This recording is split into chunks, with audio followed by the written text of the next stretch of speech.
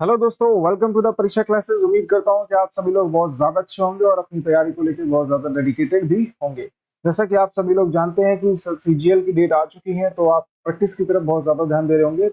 मैं आपको पहले भी बोल चुका हूं कि प्रैक्टिस करने का सबसे अच्छा तरीका है कि आप प्रीवियस ईयर की तरफ ज्यादा ध्यान रखें। तो उसी बात को मैं ध्यान रखते हुए सेट वन हम डिस्कस कर चुके हैं। मैं सेट टू लाया हूँ जनरल अवेयरनेस का। प्रीवियस ईयर में ये 2017 में एग्जाम हुआ है, उसका ये सेट नंबर टू है, जिसका हम जनरल अवेयरनेस पार्ट डिस्कस करने वाले हैं। ठीक है, तो हम दोस्तों हम स्टार्ट करते हैं जनरल अवेयरनेस। तो देखिए दोस्तों, ये क्वेश्चन नंबर वन है आपके सामने, पढ़िएगा। At which rate Reserve Bank of India at which rate Reserve Bank of India borrow money from commercial bank. मतलब कमर्शियल बैंक से जो रिजर्व बैंक इंडिया है वो पैसा बोरो करती है, तो वो किस रेट पर बोरो करती है? आपका ऑप्शन नंबर एक bank rate, second repo rate, three reverse repo rate and four है स्टैट्यूटरी लिक्विडिटी रेट। बताइएगा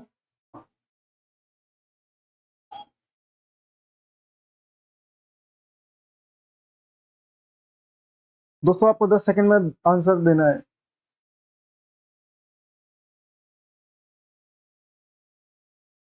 दोस्तों, उसको बोलते हैं हम रेपो रेट। हाँ जी दोस्तों, उसको क्या बोलते हैं हम? Repo rate. जो आरबीआई होती है, आरबीआई कमर्शियल बैंक से पैसा लेती है, तो जिस रेट पर लेती है उस रेट को हम बोलते हैं रेपो रेट। ठीक है, आज हम जल्दी जल्दी क्वेश्चन डिस्कस करेंगे क्योंकि हम फ्लो पहले, मैं आपको पैटर्न पहले ही समझा चुका हूं, तो आप आंसर करिएगा। साथ ही साथ में जल्दी जल्दी हम इस सेट को निपटाने की कोशिश करेंगे, फिर दूसरा सेट करेंगे। हमें टाइम बचाना है दोस्तों। ठीक है, movement along the supply curve is known as, मतलब सप्लाई कर्व के साथ में जो मूवमेंट होता है, मतलब सप्लाई कर्व का कम होना ज्यादा होना किस पर डिपेंड करता है, तो वो बताना है आपको। कॉन्ट्रैक्शन सप्लाई पर, एक्सपेंशन ऑफ सप्लाई पर, या फिर इंक्रीज एंड सप्लाई पर, या फिर expansion and contraction of supply पर। जल्दी से आंसर करिएगा।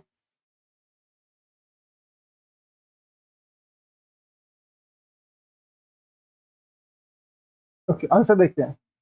आंसर इसका है फोर्थ। हाँ जी, फोर्थ आंसर कहता है, फोर्थ आंसर है expansion and contraction of supply. Supply में अगर एक्सपेंशन होता है, कॉन्ट्रैक्शन होता है, तो कुछ भी हो, लेकिन सप्लाई कर्व में मोशन तो आना ही है, मतलब सप्लाई कर्व में चेंजेस आएंगे। सप्लाई बढ़ती है, घटती है, कुछ भी होता है, लेकिन सप्लाई में चेंज आना है, तो सप्लाई में चेंज आएगा, तो सप्लाई कर्व में भी चेंज आएगा। इसका आंसर ये है दोस्तों। साथ के साथ एक्सप्लेनेशन भी पढ़ते जाइए। ओके, वाइस प्रेसिडेंट बनने के लिए, India vice president of India बनने के लिए आपको मिनिमम एज कितनी चाहिए होती है, आपको बताना। 30 ईयर, 35 ईयर, 40 ईयर, 37 ईयर। उम्मीद करता हूँ ये क्वेश्चन आप सभी को आता होगा, आप काफी फेमिलियर होंगे इस क्वेश्चन से।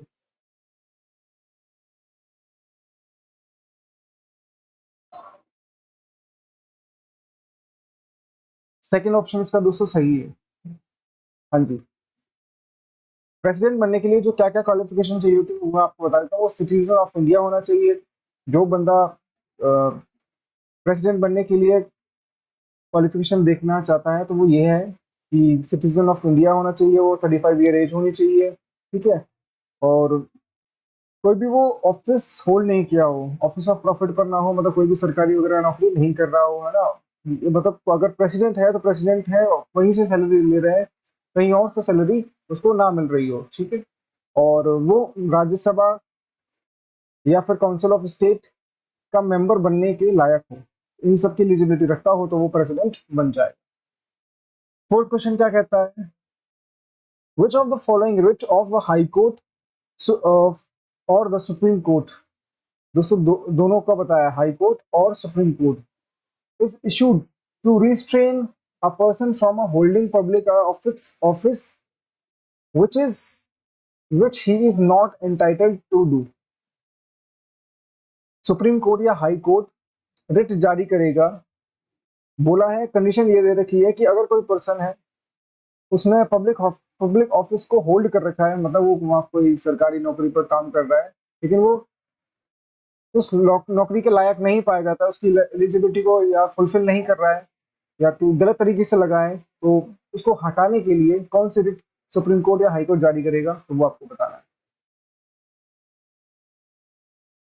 सेटिवरी और mandamus, probation on quo warranto, ये चार ऑप्शन है आपके सामने, आंसर कीजिए।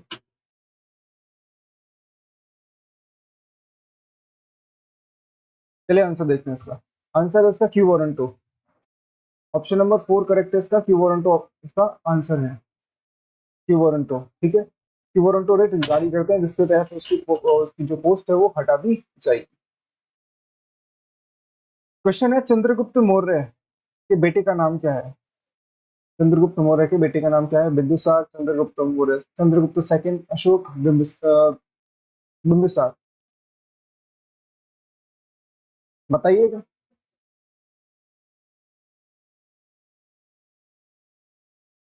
दोस्तों जो करेक्ट ऑप्शन है वो है बिंदुसार। जो करेक्ट ऑप्शन है वो है बिंदुसार। बिंदुसार इसका करेक्ट ऑप्शन है। चंद्रगुप्त बिंदुसार सेकंड मौर्यन एम्पायर है। ये सेकंड मौर्यन एम्पायर है, क्योंकि पहले तो वो चंद्रगुप्त मौर्य, तो दूसरा बिंदुसार, उनके बेटे। ठीक।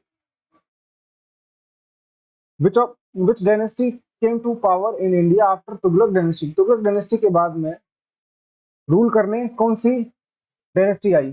कौन सी डायनेस्टी आई? किसका राज चल रहा बताइए, कौन पावर में आया? Gupta, Khilji, Mughals, Syed. Correct option है सैयद। देख लीजिएगा, सैयद डायनेस्टी आई थी। ठीक है,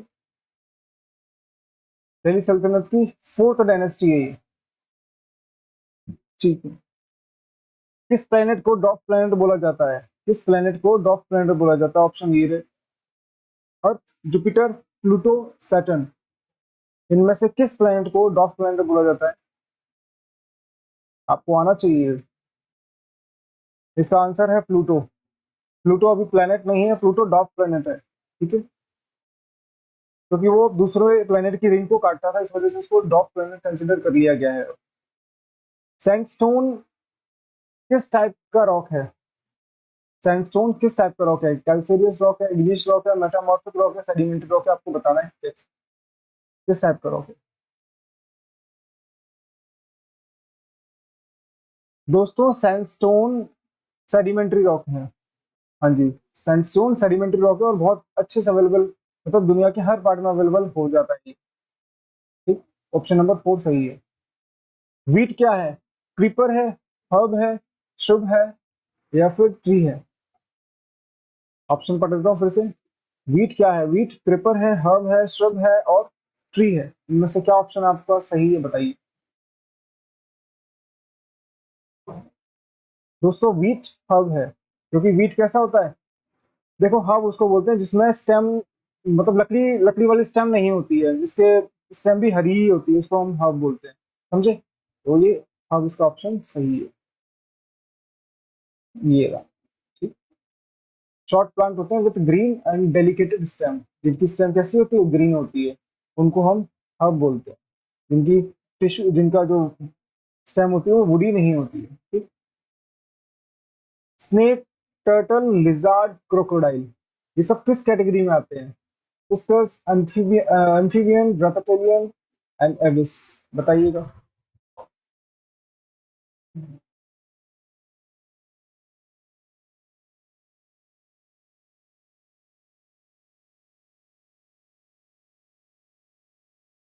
दोस्तों इसका जो करेक्ट ऑप्शन है वो है एम्फी सॉरी रेप्टिलियन।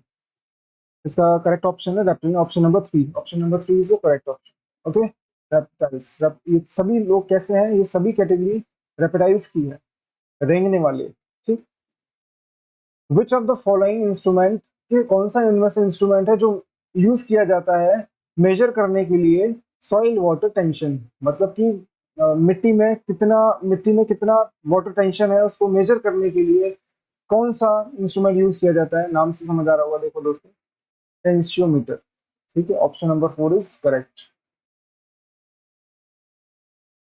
फोर्स की ऐसा यूनिट क्या है? सभी को आनी चाहिए आंसर, तो छोटे छोटे आंसर है, सबको आना चाहिए।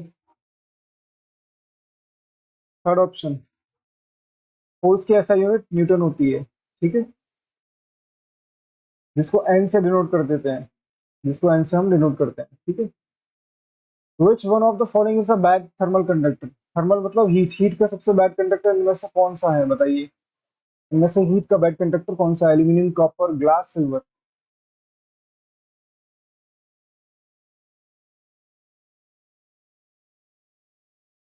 दोस्तों ये भी मेटल है, ये भी मेटल है, ये भी मेटल है। मेटल हीट के और इलेक्ट्रिसिटी के अच्छे कंडक्टर होते हैं, गुड कंडक्टर होते हैं। बचा क्या फिर? ग्लास। ग्लास इसका सही ऑप्शन है। Glass is a bad conductor. इसमें से परमानेंटली डेटा स्टोर कौन करती है? एएलयू, ठीक है, cache memory, RAM, ROM. Option number one, option number two, option number three, option number four, बताइए कौन सा ऑप्शन सही है इसमें से?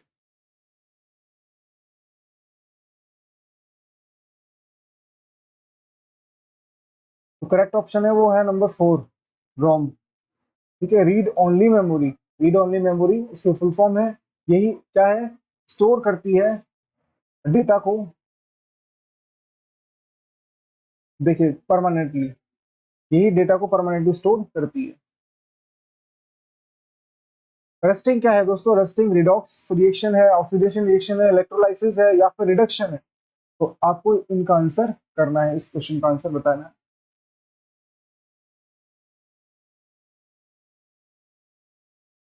दोस्तों रस्टिंग मैं बता देता हूँ, रस्टिंग में ऑक्सीजन और हाइड्रोजन दोनों का रोल है, इस वजह से ये रिडॉक्स है। रिडक्शन भी ऑक्सीडेशन दोनों होता है। रिडक्स, रिडॉक्स जो बना है वो री बना है रिडक्शन से, और ऑक्स बना है ऑक्सीडेशन से, दोनों मिलकर ये ऑक्सीडेशन रिडक्शन होते हैं इसमें। रस्टिंग में रिडॉक्स रिएक्शन आता है। ठीक है, option number three is correct. Which amongst the following is not a cation? इनमें से कौन सा कैटाइन नहीं है, आपको बताना है।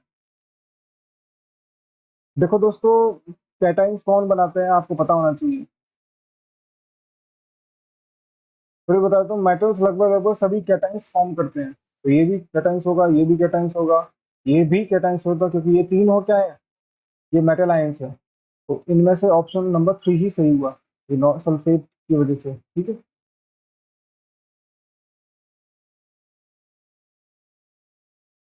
देख लिए यहाँ पे, हाँ, देख लो। Which of the following is not a component of a smoke?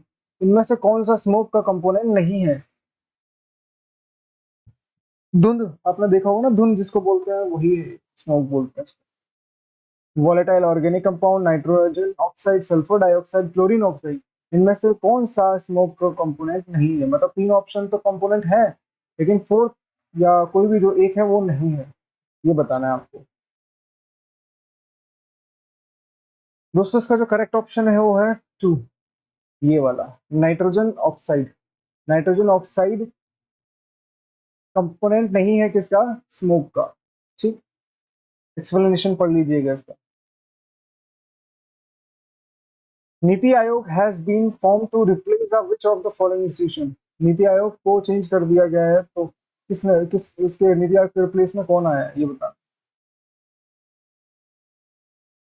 Sorry मैंने गलत पढ़ दिया, मतलब इस ये रिप्लेस, नीति आयोग रिप्लेस किया गया है किसके, किसके प्लेस पर?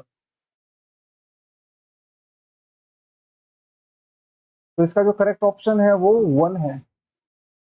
ठीक है, वो ऑप्शन करेक्ट वन है। एक्सप्लेनेशन इसमें आप एक बार इसको क्रॉस चेक कर लीजिएगा, इसको क्रॉस चेक कर लीजिएगा। ओके, क्रॉस चेक कर लीजिएगा, ये सही नहीं दे रखा है। Who invented first working laser? First working laser किसने इन्वेंट करी थी? ऑप्शन है थर्ड करेक्ट, इसका जो करेक्ट ऑप्शन है वो थर्ड है, टीएच मेमन। टीएच मेमन ने ही फर्स्ट वर्किंग लेजर इन्वेंट करी थी। देख लीजिए, ये अमेरिकन इंजीनियर थे, फिजिसिस्ट थे, और कब करी थी? 1960 में करी थी। ठीक है, ये दोस्तों एक करंट का क्वेश्चन है, तो ये हम करना बेकार है, क्योंकि 2017 का हम शायद डिस्कस कर रहे हैं, तो 2016 की करंट है, तो अभी तो मतलब क्या है नहीं, तो उसको डिस्कस करने का कोई फायदा नहीं है। हाँ ये बताइए दोस्तों।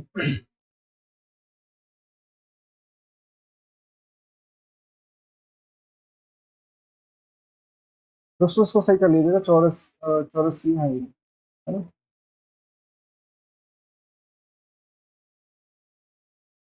ये आर्टिस्ट के नाम दे रखे हैं, पढ़ लिया होगा आपने, और ये आर्ट फॉर्म दे रखी है, तो बताना है कि किस, कौन सा आर्टिस्ट किस किस फॉर्म से जुड़ा हुआ है? जल्दी करिए। इसका जो करेक्ट ऑप्शन है वो है थर्ड। देखिए ये ऑप्शन नंबर करेक्ट थर्ड है। जो गौरी शंकर देवीलाल हैं वो जुड़े हुए हैं किससे? कथक से। और जो हरि प्रसाद चौरसिया जी हैं वो जुड़े हुए हैं फ्लूट से। और एम एफ हुसैन वो जुड़े हुए हैं पेंटिंग से। और जाकिर हुसैन वो है तबला। ठीक है, ये सब इनके इंस्ट्रूमेंट है, मतलब इनकी आर्ट फॉर्म्स है, ये इनसे जुड़े हुए। पॉली उमरिगर अवार्ड 3 बारी कौन सा क्रिकेटर जीत चुका है? बताइए। करंट से ही रिलेटेड है ये क्वेश्चन।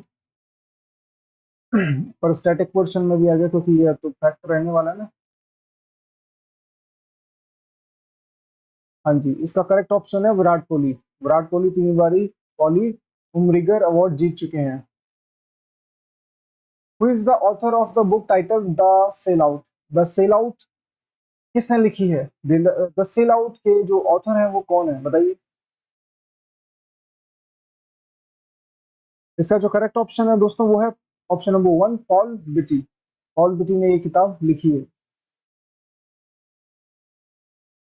ये भी 2016 की करंट है तो ये भी मतलब नहीं बनता। तो लास्ट क्वेश्चन कर लेते हैं, ये भी करंट का ही है, तो 3 क्वेश्चन करंट के आए हैं दोस्तों 2017 में। ठीक है, ये सेट नंबर 2 था। अब हम नेक्स्ट डिस्कस करेंगे सेट नंबर 3। मैं अल्टरनेट डिस्कस करूंगा, आज कर लिया है, अब संडे है कल, तो मैं परसों डिस्कस करूंगा सेट नंबर 3। ओके, चैनल को सब्सक्राइब करिएगा ताकि ऐसी वीडियो आपको और मिलती रहे। Thank you guys.